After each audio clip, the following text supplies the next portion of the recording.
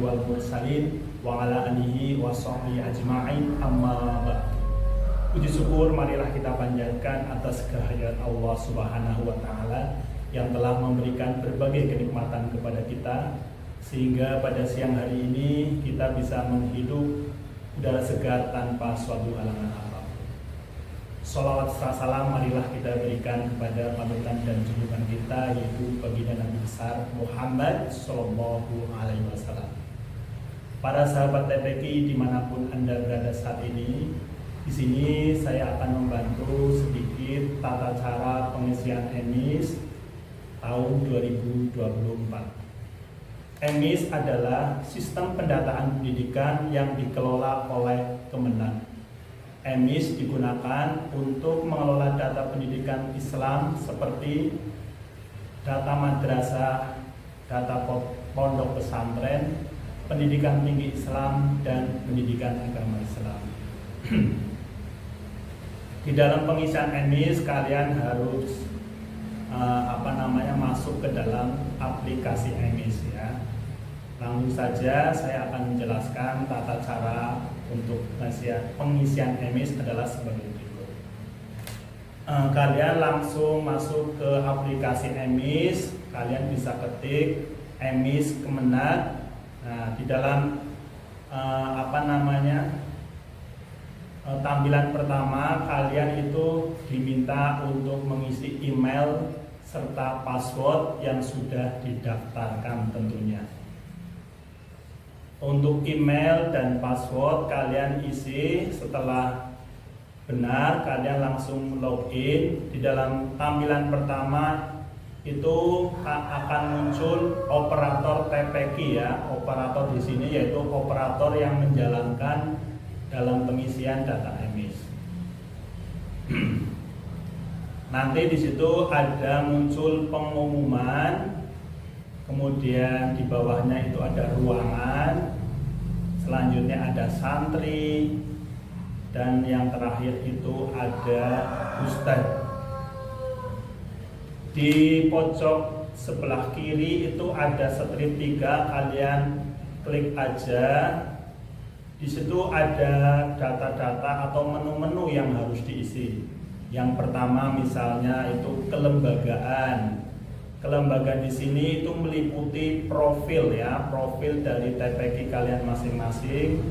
Kemudian di bawahnya ada mudir atau pimpinan. Pimpinan di sini yaitu pimpinan TPQ kalian masing-masing.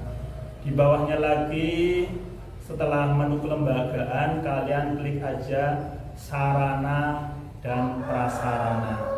Untuk sarana dan prasarana sendiri itu meliputi lahan dan gedung, perlengkapan dan alat ya. Maksudnya untuk lahan dan gedung TPQ kalian berada, ini harus diisi lengkap ya. Biasanya untuk data kelembagaan atau sarana dan prasarana ini sudah ada di database sebelumnya. Kemudian selanjutnya itu ada santri ya.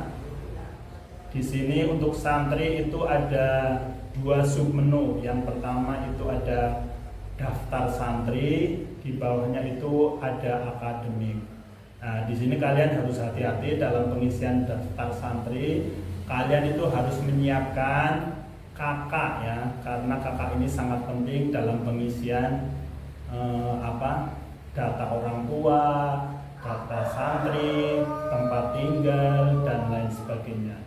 Karena apa? Karena jika tidak ada kakak nanti santri tidak bisa diinput ya. Karena dalam pengisian daftar santri itu ada kolom-kolom yang harus dilengkapi. Misalnya untuk kolom 1 itu meliputi data santri, kolom 2 data orang tua santri, terus kolom 3 itu ada tempat tinggal ya.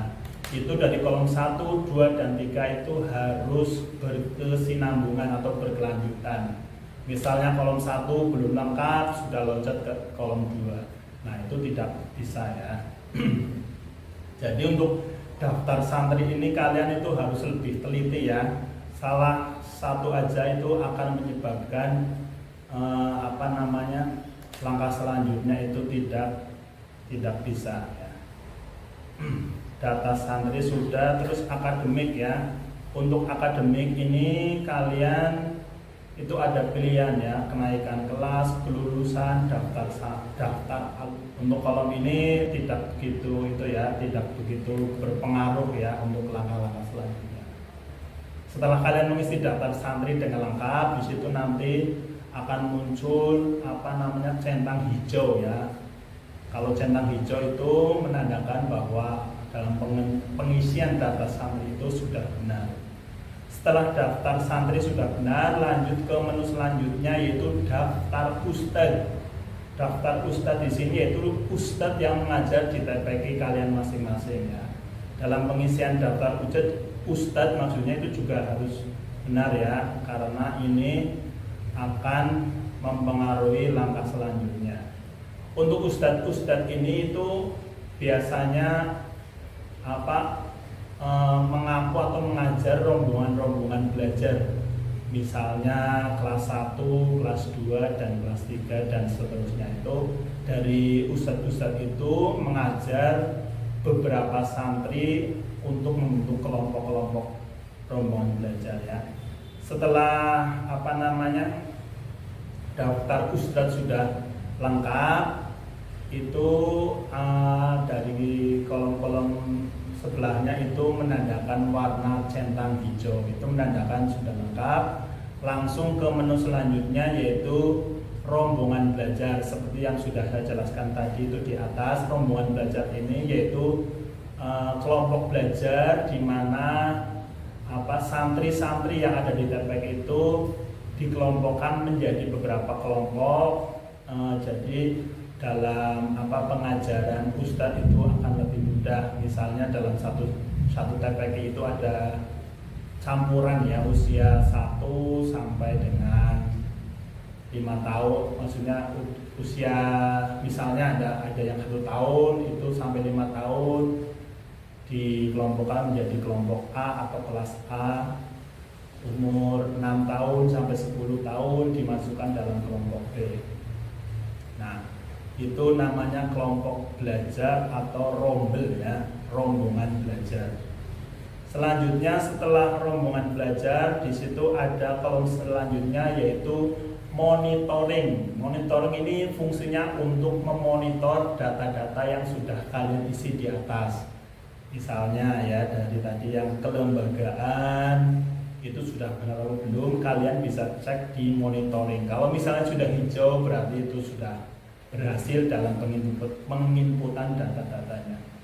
Nah, monitoring itu ada beberapa ya, itu yang harus dimonitoring tadi sudah untuk kelembagaan. Selanjutnya sarana dan prasarana juga harus dimonitoring, itu sudah benar atau belum dalam penginputannya. Terus ya, ini yang sangat menurut saya itu agak rumit, yaitu monitoring santri ya. Nah, ini kan santri itu ada, tadi sudah saya jelaskan ada kolom-kolomnya, kolom 1, 2, dan 3. Itu harus teliti ya, karena jika dalam pengisian data santri itu ada salah satu yang kurang lengkap, di dalam monitoring santri ini akan sering sekali muncul warna merah. Itu menandakan bahwa dalam pengisian data santri itu belum lengkap ya. Jadi kalian harus lebih teliti dalam pengisian data santri. Selanjutnya ini yang terakhir, ini monitoring ustadz ya. Ustadz tadi itu kan daftarnya sudah ada. Nah, itu kalian harus dimonitoring juga ya. Jika sudah diteliti ya, monitoring ini fungsinya untuk meneliti apakah data-data itu sudah benar atau belum. Setelah sudah dimonitoring semua dari kelembagaan, sarana prasarana, santri, konfirmasi, terus lanjut ke lanjut ke menu konfirmasi ya. Konfirmasi ini yaitu menyetujui bahwa data yang sudah diinput itu sudah benar ya. Kita harus konfirmasi kelembagaan sudah benar semua, kita konfirmasi. Terus sarana prasarana sudah benar, kita konfirmasi. Santri sudah benar, kita konfirmasi. Ustadz sudah benar, kita konfirmasi. Sampai yang terakhir itu berita acara pendataan ya. Berita acara pendataan ini yaitu BAP ya, atau sering disingkat PAP. Nah, PAP ini nanti kalian klik dan setuju. Nah, kalian itu bertanggung jawab sebagai operator bahwa data yang sudah input itu sudah benar. PAP-nya itu seperti apa? Itu seperti ini ya. Nah, jika kalian sudah benar, nanti kalian akan ada pilihan menu PAP. Kalian klik, terus kalian cetak. Setelah dicetak, kalian itu supaya menandatangani PAP tersebut ditandatangani oleh kepala sekolah TPQ kalian masing-masing. Setelah ditandatangani, kemudian distempel ya. Nah, itu setelah distempel, kalian upload lagi PAP yang sudah ditandatangani, distempel di aplikasi menu tersebut. Nah, setelah diupload, berarti sudah selesai, tugas emis itu sudah selesai. Mungkin kalian agak sedikit bingung ya, kalian untuk lebih jelasnya bisa lihat video berikut.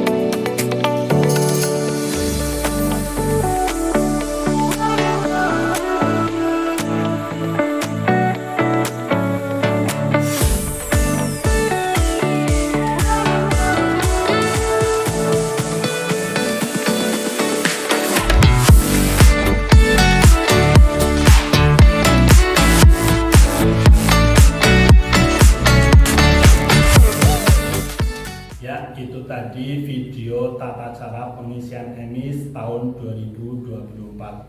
Semoga kalian ada gambaran ya tentang pengisian EMIS di akhir tahun ini, dan bisa melanjutkan kegiatan TPQ tanpa ragu-ragu, tanpa bingung, tanpa harus memikirkan EMIS ya. Semoga berhasil, semoga video ini bisa membantu kalian dalam mengisi EMIS. Terima kasih. Wassalamualaikum warahmatullahi wabarakatuh.